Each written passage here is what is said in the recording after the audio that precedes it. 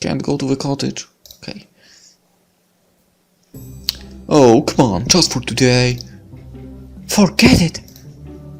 Come on, I'd love to have dinner with such a beautiful girl as yourself. Huh? You really thought that would work? You're not getting any free food. That's what you get for being lazy and hiding whenever there's work to be done. Well, I guess I can't complain about that. As I enter the inn, I see Gavin booging around Erin as she's working behind the counter. Erin is preparing a tray and strolls away from disappointed Gavin to serve a guest. As she passes me, she sends me a smile as if we have been friends for ages. Hi Lena, feel free to take a seat. I'll give you a discount. Huh? Then why can't I get one? We're friends. No, we're not. And Lena isn't being lazy. She's wounded. Erin points her nose in the air at Gavin's complaint and joins into the kitchen. She's tough. And stop when Don's good work. That's if what you'd say. It's not okay, I don't have other things to do. Erin returns with a plate of freshly prepared dinner. Here you go, today's special. I'm sure you love it. His face is great. Who makes all this food? My sister and I. Well, mostly my sister. I'll introduce you one day. She'll be happy to see how herbs have helped you along. Thank you. It looks good. Of course it does. Erin smiles, then she turns around and sends Gavin another scowl before heading back to the kitchen. Are you two not getting along well? We're fine, never mind. Guess I'll just have to give in and pay for my meal today. I leave my eyebrow in disbelief, wondering just how often he managed to escape paying for his food here.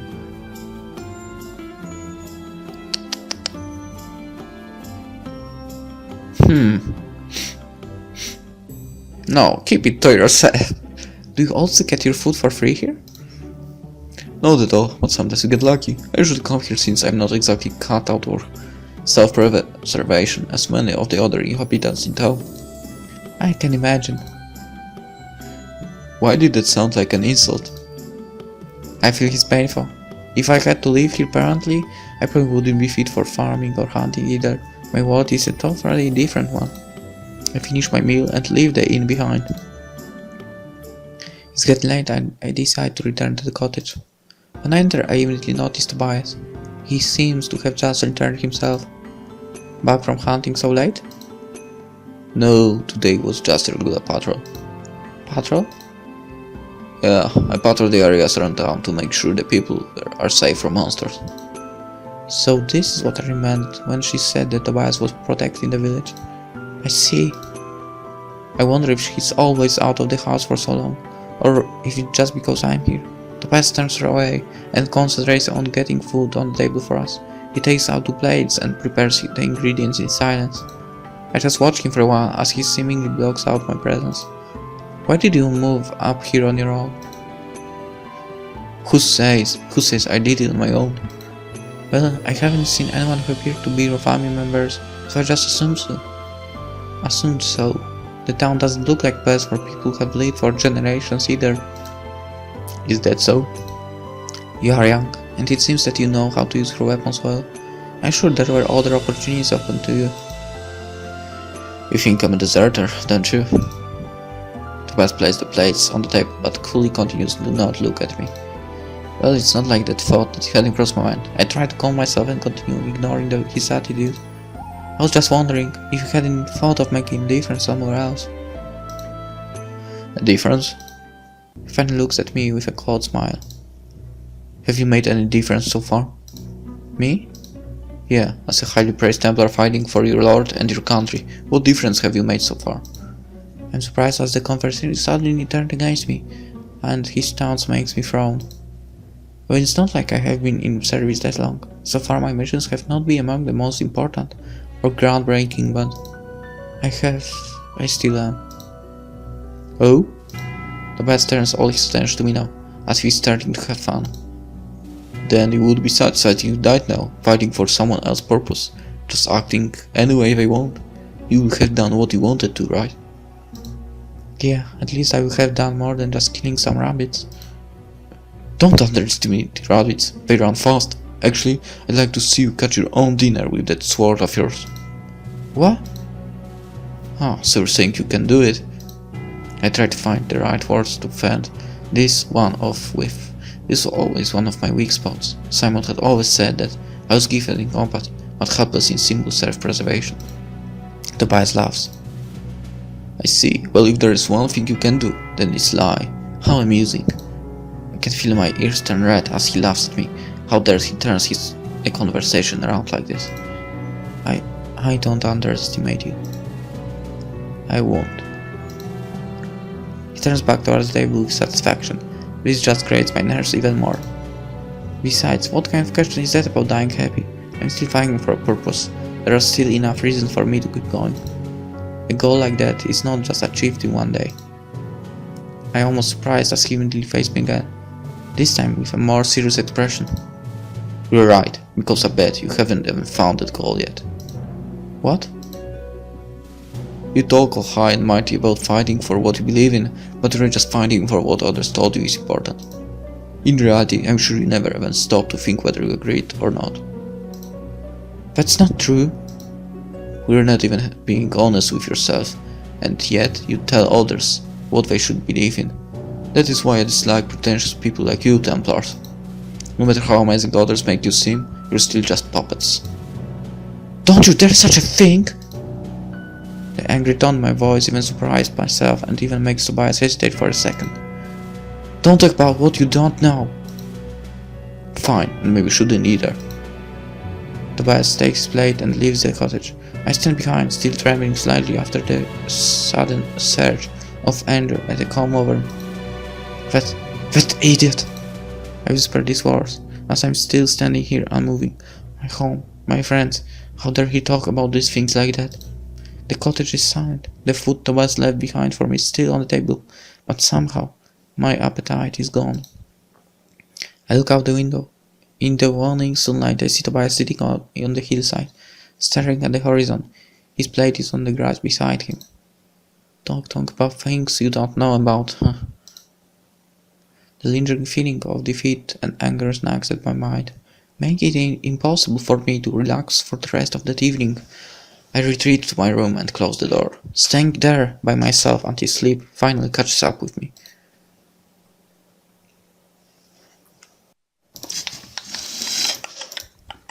Day 5. Day 5th maybe. The next morning.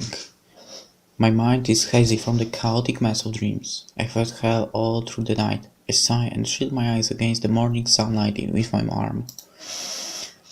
When did I start sleeping this badly? I get up and dress myself. My wounds are looking better. I can move more easily now as well. Maybe mercy really is that amazing. Just I reach out for the handle on the door to the kitchen. I remember my fight with Tobias yesterday and hesitate. Do I really want to talk with him now? Why am I suddenly so worried about facing that man? In this place, the first place. It's not like his opinion matters in what I have to do, is it? Still, I stand there for another couple of seconds before taking a deep breath, collecting myself. Then I finally open the door. Good morning, Tobias. Yeah, good morning. Tobias is as unsociable as usual as I enter the kitchen. He sits at the table, not looking up as I greet him. He looks like I am early today, as he hasn't even finished his own breakfast yet. This obviously doesn't suit him. I sit down in the chair opposite him, getting ready to eat myself. My heart is beating a little faster than usual at the tension there, but I try to act like nothing has happened. Don't mind me, just continue with what you are doing. He obviously intends to do just that. Oh well. If he keeps quiet, then at least I won't get in another fight with him. I resign myself to spend the morning in silence, when a knock on the door interrupts the peace. What? Tobias looks almost as surprised as me. I guess he's not used to having people visiting. At least, not at this hour. But none of us get the time to get out of our chairs before the door opens and is on. Sorry for intruding. Gavin enters with a grin on his face while Tobias looks like someone just emptied a bucket of cold water in his face. You're not done eating yet. Great timing. What do you want here? What's with the greeting? I came to keep you company, of course. Company? Yeah, I felt sorry for the lady having to spend such a great morning in this depressing company. So I thought I would stop by to liven the things up a bit. That is really not necessary. Looks like Tobias is reaching his limit. No, I'm sure he means well. Of course I do. Gavin enters the kitchen, completely disregarding Tobias' obvious disconnect. Then he places a large basket on the table. Look, I even got something good for Marin. She was worried that Tobias wasn't feeding his guest well, so she told me to bring this. So even Iris is on this?